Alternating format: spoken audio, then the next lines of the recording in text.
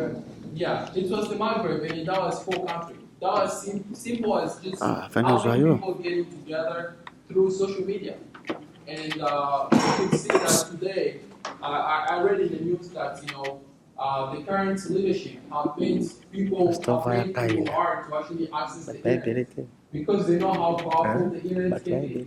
They know that through the internet they can tell the people outside of the country how the situations are going right now. Through the internet, people can communicate and tell and give each other ideas, patriotic ideas. So internet or social media's good use can actually be really, really helpful. So I actually know that we have a Facebook page, and I'd like each and every one of you to go and like our page and to actually see what's going on. Because with good use of technology will definitely help those who are back there, and they can help us as well to know what's going on. So Mary Georges, we're waiting for you so you can put them over.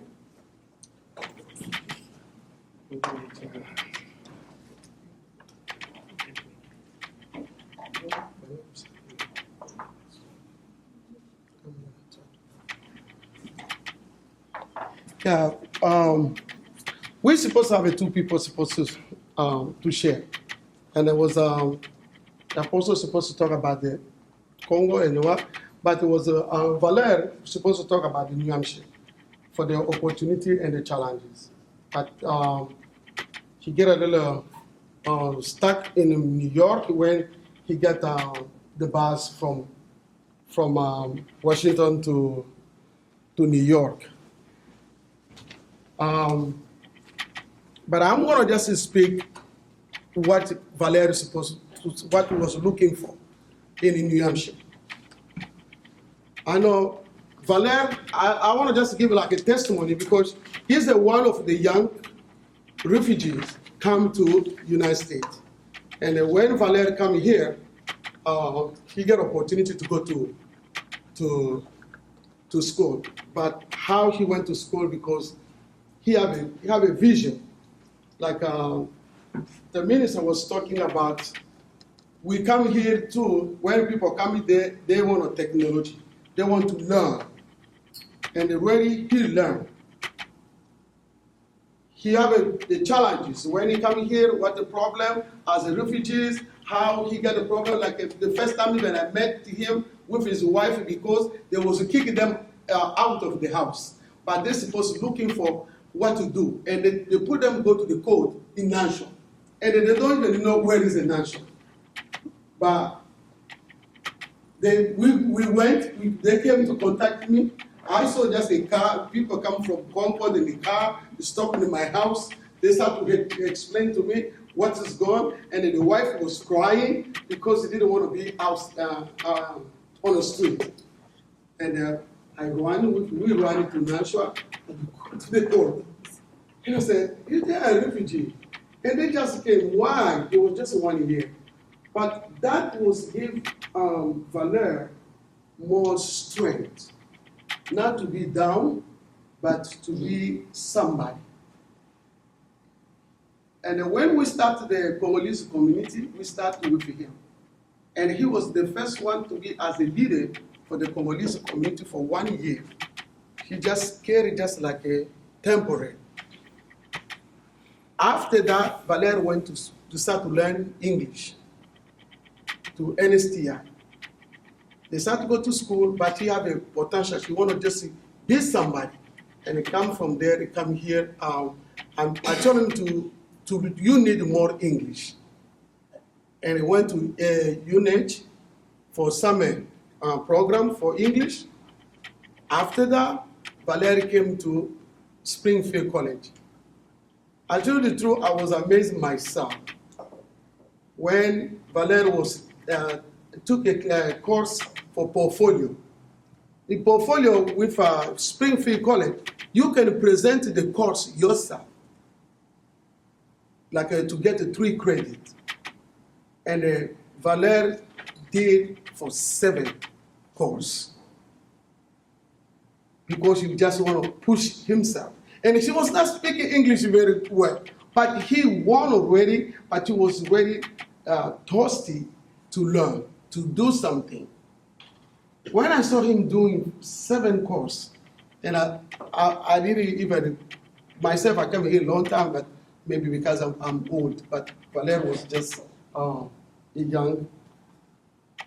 But they accept 5 courses. The 2 they refused.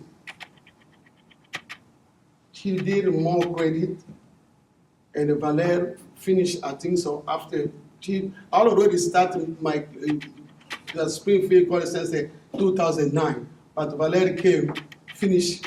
I finished like in December. I finished in May. Valer finished in December, but he came to school after me. But the opportunity, that's what we have in New Hampshire. He went to school, he finished, he get because he knows he was going to school to have a financial aid. That the opportunity he could not have it in Congo. He could not have where he came from. But he have the opportunity to learn with a financial aid.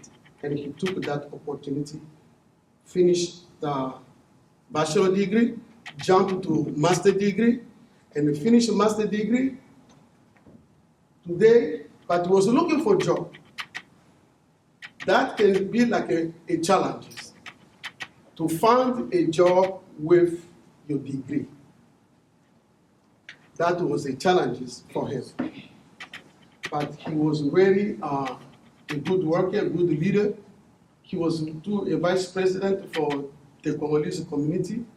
He was doing a lot of work to put even with the police and working with the police, with the DMV, all of them, make Congolese to go looking for job or to make them for driving. Start to give a class for driving because that was his project at school. And when Valer finished, when he was doing the project for master degree, for the research, Valer was calling even. So we need some time, like today, if you have an event, to call you, and please, please take your time, like today, come in to see what happened with Congolese people. So it's, for me, according to me, is one of ways to get in touch with Congolese people. No matter what, was the person who was killed, was that person an immigrant? Yeah, and from Africa? Yeah. 2 more minutes, guys, we're wrapping up. Can we get Kile go Mubimba. 5? C'est l'état I'll d'esprit. probably add 1 more, but we are wrapping up. You're tough. All right. So, okay, so you came here to find peace. Yeah, I came in. And in 2 weeks, there's a Like murder. in 2 weeks, I saw someone was killed. So bad.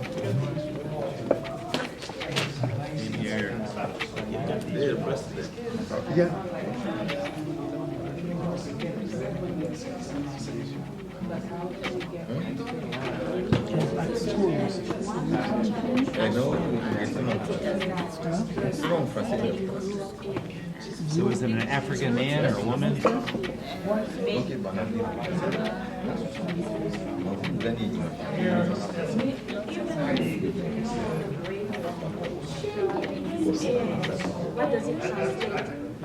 how did this make you feel? Were you feeling lost, discouraged? You really don't know. So that's the challenge. Expectations of the school. It seemed to be the first 2 weeks. Yes, but yeah. exactly. That's right. That's very different. Because those kids walk in the classroom and some of the teachers don't, they expect certain things of those kids. Just like the kids that were raised here. No consideration as to the challenges these little guys have, the language, the culture, and they just like squeeze on them, put their little thumb on their necks, expecting them to perform the way the other kids do, and this is not fair. No consideration. And I'm not talking about just kids, even I'm talking also from my own kids. Personal. I'm being a little personal there right now. And then Crispin mentioned your name. So Crispin, just make sure you can understand my writing. It's okay. And I'm not the director anymore, but I'm teaching 2 classes. She is, yeah. Okay, tonight yet. I'll see you. You not do interview? I gotta go. Okay. I gotta go. I was supposed to go at noon time. Okay. 2001. Thank you, God. Bonjour batata ba mama. Bozomona Baliangando mokili mobimba. Baliangando mokili mobimba. Baliangando c'est l'état d'esprit. Ah wa plutôt na kati ya New Hampshire, mona ki tozotambola kaka donc information. Baliangando mokili mobimba représenté na 3W John Image TV. Ah nazali na Marie George. Marie George qui est Marie George boyebi bomona rappel ba vidéo. Azali mtu asiliboso te na Baliangando, azali président de la communauté congolaise. Il y a nakati ya état ya New Hampshire. Tout le monde qui va poser la communauté congolaise va comme bouger Marie-Jeanne George pour la première parce que après il y a na moni tout le monde qui mène c'est que John Image azalaki communauté congolaise ya mène ba ningana kipe ba ko la marche pour na mboka mais avant ba ngomba sala mtabana masolo na Marie-Jeanne George a organisé le journée indépendance en République démocratique du Congo au bengisi ba te belé ba symposium ba nini beaucoup ba image na lo ba mingi te mais Marie-Jeanne George impressionnant les lignes pour 56 ans il y a République démocratique du Congo. Pour 56 ans il y a Democratic Republic of Congo. Impressionnant les ali il y a liboso na kopeso merci mingi pour na kuya pe na kati na mayanga na biso pe na kopeso merci mingi pour na occasion oyo yo permettre que tous ala lisusu na kata bililingi na yo donc bandeko na ko loba boye impressionnant ngai ezali pour na mbula oyo il y a 2016 na kosenga mama congolaise mwana Congo telema bitumba ezali ya yo oko tikela mutu mususu te ndaku ezali ya yo moko na ndaku na yo mutu akota abeta yo na bana ekosimbaka te yango nanga nazosenga biso awa totelemisaka totiaka lokumu ya mboka na biso ya Congo na kati ya ita ya New Hampshire na ville ya Manchester tobandi yango bana 2009 totemisaka drapeau na biso tosalaka ba marche contre ba violence donc na tango tokomi na tango éducation yango na tozali awa mpona kopesa éducation ndenge nini bana biso bazokokola awa bana biso babotami awa donc bana wana bazali ba futur ya mboka na biso bakozala ba futur oyo mpona kosala relation ya Congo na États-Unis donc bakosala ngo ndenge nini soki bayebi pe culture na bango te soki bayebi ata histoire ya mboka na bango te bakosala ka pe ngo ndenge soki biso pe lelo tokufi tokei bana bakotikalaka posta na nga ezali ba oyo bayaka liboso awa na mboko na esclavage ba perda ba bipai ba utaki ya solo bana biso pe ba perdre bo ba yaki abazoluka bana biso bayebi quand même que maman nanga za muluba maman nanga zali muntu abandundu oyo azali muntu awapi ya Kongo ya Mungala bayebi pa bayebi quand même oyeba kango ndenge nini soki biso moko totelemite tosala culture na biso esalaka nga mawa parce que ntango tokobengaka na bamayanga ni ya boye mingi bacongolais bango moko baza kopesa grade na mutu mais ezali kopesa grade na mutu te yango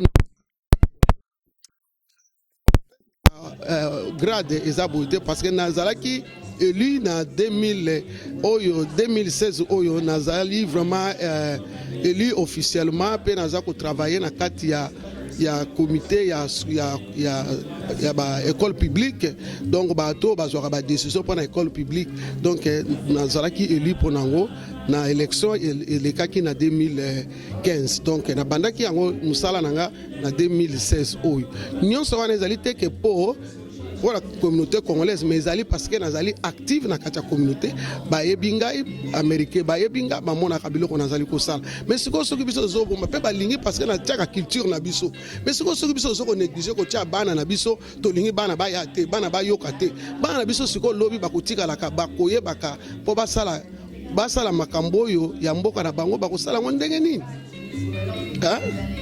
baopra bato nyonso bavandi na mboka oyo tozomona bakomi bato ya mbongo mais bakozoluka soki bawutaki wapi na Afrique hein?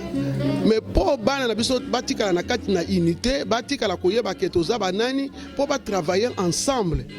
Ezali eloko nde ko sangisaka bana na biso ezala bozana poto ezala bozali wapi soki bana wana bazali ba européen bakotika la ba européen parce que yo ndo ko changer été ba bazali abaza ba américain ba lobaka anglais ba ko changer en côté bo bazana ba allemagne badini bazoko loba donc mais problème na biso ezali esengeli biso to bana ko benda bana na culture kaka pona fête té soki kaka ezala ki fête lelo. Donc, ce qui est tobaki que le lo ezali feti to besoin musique to tche to sali boye biloko batu bakotonda na salle mais oyo ezali très important que feti kutu na senga ta bana pamba ezali très important surtout pour na bana biso. Donc congolaise ma maman batata nazo ko senga bino vraiment l'air ango ya kotelema pona mboka. Tozali awa totelemi parce que surtout na journal le tozali na film moi il fallait tout ça là. Donc eza mundele kutu mutasali yango stand with Congo. Telemana Congo. Bazoko luka pétition pour batu balo bake biso tozana kabila zane mwana muke asa sala kisoka zaki mwana muke soka asa ale sili tozana problème te to lingi pe makile tangate mais to lingi kaka kimia tozako senga kabila zala mutu aliboso na kati na mboka ozali jeune kolingate kotia problème kolingate ke makile tangi mingi so total histoire mboka lelo congolais a komi pa union soko kima oza jeune ceux qui a solo olingaki mboka na yo en tant que leader ngana za leader na kata leadership nanga nazo telema pour africain na tema pour na africain pour na ba immigrant so na telema na kata ya nini ya parlement esika ya ko débattre nazo ko telema teke pour na ngana lobaka kuna pour na bana ba immigrant donc tant nazo tema pour na bana immigrant wana ba africain bazana kati ba spanish bazana parce que nazali lokola la seule mutu aliboso lokola immigrant oyo azala na kati ya nini wana ya parlement wana. Marie-Jeanne George, maman présidente de la communauté congolaise dans le New Hampshire, Marie-Jeanne George, tu l'as dit Joseph Kabila, Joseph Kabila a bien politique kanambe, na charte d'occupation, la constitution na bango, a lobby que non, a déclaré que les gens de Bandeliane que advient que pourra donc oyekoya et puis le discours na ya beti ya le 30 juin au Bozo fêté 56 ans. Bozo c'est pas 56 ans. Alors binaka a kokendete. Donc alingi e batu makila etanga mais zo bané makila eta. Bozo besoin na contradictoire na yo na ye. Toza na ba contradictoire te parce que loko nyonso ezane bandila suka pe ezali. Mwana Congo aleli mingi, mwana Congo a souffrir. Maman congolaise aleli. Baleli ngana zaka na message moko na 2010 na memela kango Kabila. Na 2010 mais na pesa kango na muto nga na pesa ki na yebi te soka pesa ki ye mais na bato basio bazalaki na nini na marche mondiale donc na longwa ki en États-Unis na kende ki tikuna na marche mondiale parce que pona nini pona mboka na ngai donc ça kinga ke omoni ke batu bazolela mingi ba mama bazolela bazokolela bazotangisa ma mi solaire nyonso papa kenda musa na ndako bana baliaka te ya solo est-ce que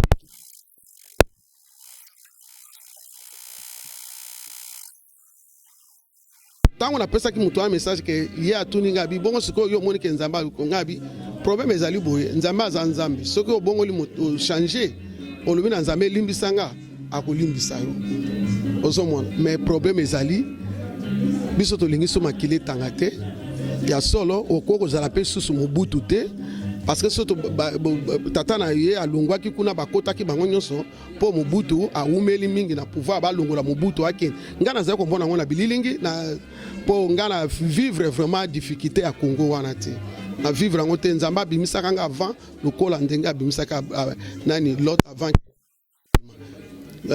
Sodome et Gomorrhe ezika avant donc Kabila tozo senga yo papa ezate ki opo batu bazana problème na yo mais za malamu zana nu jeune malamu okende na ndenge ya bwanya ya otika na kibokonzi ba reconnaître yo otambola pe à l'aise zala pe exemplaire lokola mutaliboso koluka te kaka tozala yango na mindondo bakadafi lelo baza wapi Saddam Hussein baza wapi bao wana nyonso na tiaki bango na pouvoir kaka bato batiaki bango mpe na pouvoir babalukilaki bango donc tokosenga mpenza papa atika ozala bana nano baza mike kolanda surtout bamibange oyo baza pembe na yo te bamibange oyo batravaille na mobutu wana donc ozomona bato wana mpo bayebi esika mpo bakende na exil te mais yo esengeli ozala no à l'aise oki ovandi na yo soki na esika nini ovandi na mboka wana obongisi soki na kuna na katanga obongisi soki donc ovandi à l'aise papa mpona nini olingi osala biloko kaka lokola ni zala exemplaire nasepelaka na yo mingi me nalingi ozala nde exemplaire olie ke totangisa bamakila tika kotangisa biso so makila te papa pardon biso ozomona ngai naya na mboka naza kofete 30 juin te nakotaka bagene kolela nzambe mpona boye ngongo ekoki tokoluka nde leadership oyo ya solo ezala mpe boyo bakandida wana bao nyonso wana bazopose balobi oyo bakozala bakandida biso ozala na besoin ya un leader oyo ayebi qu'est-ce que changement un leader oyo azali na compassion pour na peuple un leader oyo ayebi ke problème ya congolais ezali nini eloko nini esengeli tosala po Congo ezonga na esika nango eza te kaka parce que po kozala leader ya kozala président na Congo kozala pe leader congolais ezali facilité eza facilité attendre que tozala na kati ya communauté congolaise eza facilité mutu akosote parce que ezali okoyoka mutu pasi okozala pe na babiloko mosusu okolobaki okosala yango te okozwa badécision mosusu mais problème ezali nde tolingi zala nde leader eza na management eza na leadership toza na besoin ya bamanagement te na minute ona toza na besoin servant donc leader azali servant oyo aza serviteur oyo ayebi ke nazali kokende mpona koservir ngai na servaka naza na sheke te ekotelaka ngai nayebi kutu ndenge na vivaka te me nalobaka nzambe aza kopouvoir mpo na nga mpo nadi mpo amonaka motema na nga mpe mpo na posa na nga na peuple na nga ozomona. Ok, merci à toi maman Marie-Jeanne George, président de la communauté congolaise na kati ya New Hampshire, azosala musala na ye. Sans plus tarder, maman Marie-Jeanne a benzaki sous apporte vaya kainda oyo toujours pour le Congo. Na awa na kati ya unité famille ka tozana de ba mama oyo apporte azaka yemoko maman présidente congolaise azaka yemoko azobundela Congo bakobenga ye résistant bakobenga ye combattant tandis que d'autres présidents de la communauté disent que baza apolitique mais boyoki message ya maman présidente de la communauté congolaise siko mopanzi na tozana apporte vaya kainda obino boyebi epe azape mosana nzambe abundelaka pe tata nzambe abundelaka pe Congo tandis que les autres disent l'église au milieu du village mais mosana nkolo l'église au milieu du village mais bato amoni po bundi ya trop mosena nkolo bundi ya trop apporte vaya kainda obundi ya trop pona Congo mais sikoyo temps de la fin yango politique kanambe obengi Joseph Kabila akei to akokende te solution ikozala nini nzambe atinda ba ange ne ba bunda obende take mosena nkolo. Merci Mingi. Je crois que Naroloba Nabiteni Mibale, en tant que serviteur de Dieu, Nakomela président Kabila, ndenge mama présidente Autioloba, tozawa na manifestation moni naza mwa gatwa eza en quelque sorte fête ya indépendance ata tozo fêter koto tozo lela koto po bande ko bakufa mais awa tozaki na ba atelier na sepeli po ezaka fête ya danse te toye nga na uti koloba wa avant yoya na uti ko pesa exposer mama présidente a pesa exposer na lakisi ke bana Congo bayaka na Amérique te po bazangi mais eza ba challenge donc ba défi ba échange ba rapport de force bango bazana technologie biso tozana ba matière première il faut ce leadership ndenge mama utikoloba oyo akoko diriger biloko wana ke congolais a se retrouver même oyo mama utikoloba wa yazali ya solo que ya utikoloba en tant que maman en tout cas Kabila kende kaka malembe te mama lo ba ndenge wana mais zona bato ba koloba ke dictateur ba kenda kana na gentillesse te soko tali ba dictateur amokili mais Kabila azana dictateur te Condé n'a évité qu'on qualifie et l'ogo yazo sala parce que il a eu tous les conseils même il y a un homme de Dieu américain ce que je peux lui dire il y a Mukuse et Alike attend quand même histoire il y a Pharaon na bana Israël Lisusu attend ba histoire il y a Hitler asuka ndenge nini aza na toutes les possibilités même na minute oyo aza capable même ya koloba na démissionner nanga lokola oyo ya Haïti asalaki alobi ngai Kabila na komema nanga bino na élection te na démissionner nanga bino bokende bobongisa élection. Donc il a tous les moyens de le faire. Alors donc ce que moi je peux dire ndekonanga et ali que kolobate ke tobondi mingi bitumba babundaka tie longa ekoya nga nazobunda te mpo na Kabila mais nabunda mpo na Congo parce que nabandi obunda depuis tozana bino na Lagos oyebi yango ere wana Kabila azalaki te Mobutu nde bazalaki. Alors donc c'est pour dire que bana Congo tokokende élection avec ou sans Kabila mais lokola ye a mis exclure déjà alakisi ke aza volonté ya koorganiser élection te tobonga matokende élection na kozala candidat te na élection ya mabe na za candidat na élection ya bien ya toke transition tozongisi 2 tours ya élection ya présidentielle tozongisi 2 tours après toke élection ya propre tokotala bana Congo wana bakendo voter politicien ke musali nzambe ba pasteur nyonso ba carrière na bango ministère eza bloqué bakendo voter sur un politicien akoyele biso na ba discours ba musicien nyonso na moni ba mingi balela yo fort ba musicien Congo na mona ki yo na ba mususu ba carrière na bango musique bloqué pona muntu moko bakendo voter sur un politicien banani nyonso na ba famille ya bato musu ba innocent baza bloqué kaka pona régime ya Kabila. Et puis ce qui m'étonne c'est que namoni ba musicien na ba pasteur musu bazo soutenir sur ce loko wana pendant que baza bloqué moyen ba œuvre ezate na koloba boy bokondia mbalo eza ya nzambe tolembi na ba politicien ba occultiste na koyebisa peuple congolais soko moni candidat lukana no état d'âme na ye azalaka na spiritualité nini soko aza franc-maçon occultiste aza candidat na biso te po yango ndezo tangisa biso makila. Donc tozo kende sikoyo bato mususu bakanisi tozo sakana te Claude ozananga ozomona toza vraiment engagé mais tozo zélande élection à bien. Alors donc na pesi merci na Kabila pour soko a organiser que élection elingaki zalaka élection alekisa mutu na ye mais lokola siko asali boye asungi biso po tokende nani transition ya malamu tobongisa siko makambo propre tokende élection à malamu. Donc na bondeli na pesi merci na maman présidente ya communauté congolaise à New Hampshire pour l'invitation na sepeli mingi na kasi siko tozokende matisa drapeau bendele ya Congo ya omoni na uti musika kuna na ye na mboka na bino oyo so introduire nga. Donc esengo munene bipai nyonso bozwami bozala bato ya esengo nzambe ya Congo nzambo atia ba richesse na Congo akutika biso te azana biso. Donc nzamba pambola bino mingi et na pamboli batu to bazobundela Congo na ndenga sincérité nous sommes de cœur avec eux tokokende élection à malamu bobanga te nzambe asa lobi pe akosala yango et nkolo azolo comme Claude. Merci. Voilà c'est apôtre Vanya Kainda mais tozonga muke pa maman Marie-Jeanne Georges parce que sa maman c'est encore à lobby qui a lobby na ngongo ya assez. Bonne fête na maman na moni na sanité.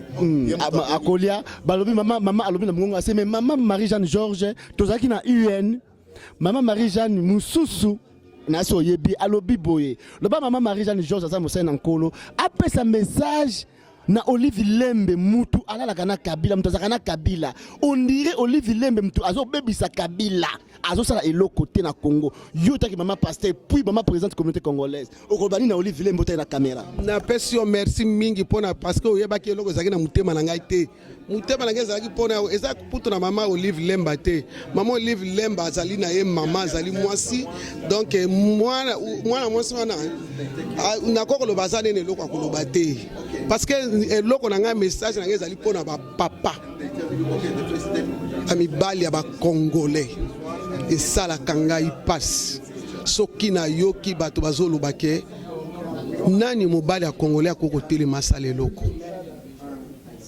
esalaka nga pasi bakokritike balobi mibali ya bacongolais bakosala eloko te.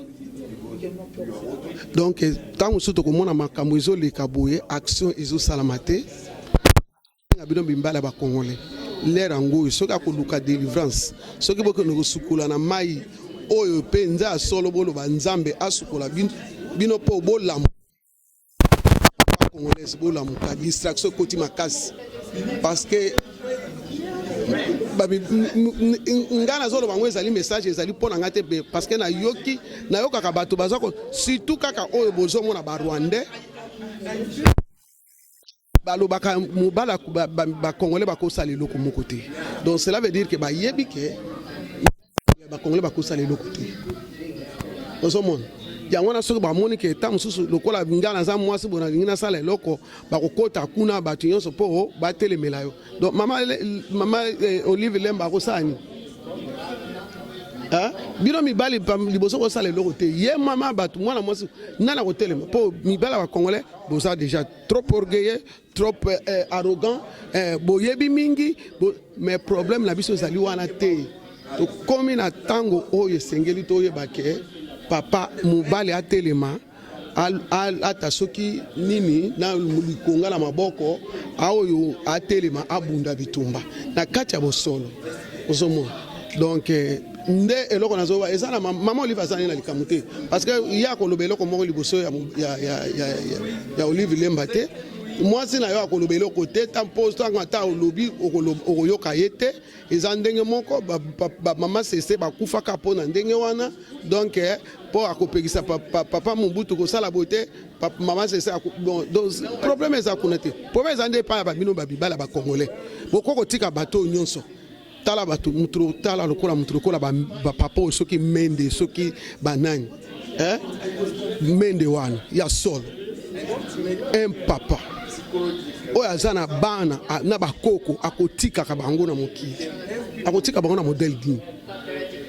Tozoko vivre ata na kati na bamboka mikili poto tozali awa ozomona kake makambo ezali batuti banini boye batuti na bawutu bakoyoka na te siko na bakongolais siko ozomona ba conflit ezokota tata mobimba ozoko kanisa futur ya bana te. Donc bozo ezala oyo Kengo wa Dondo aya kota avandi abani ko diriger lisusu bino mibala ba congolais ata kutu ko loba te pona nini bangwanda bazonga te Kengo wa Dondo azonga bo tuna ka mutuna wana te. Ok, voilà, merci à toi, maman Marie-Jean. Tu retournes en bande de Komona nae. Ezaka Claude Moutima na émission Balianga. Bon, bozomo la Claude Moutima na émission Balianga. Ah, tu na kati ya City Hall, il y a Manchester. Donc le 30, le journée indépendance na biso bomona flag na biso ngo fait ezo pepa likolo. O ezali likolo na ngo ezali drapeau ya armée. Armée za ko protéger drapeau ya États-Unis. Maman n'a quelle signification wana. Donc armée za ko protéger drapeau ya République démocratique du Congo. Donc ils ont makasi ya mutu te bino ba grand prêtre ba na ba palais au boza ba danser ba tanga ba mila pepe mais biso to matsa drapeau toujours bunda toujours Congo.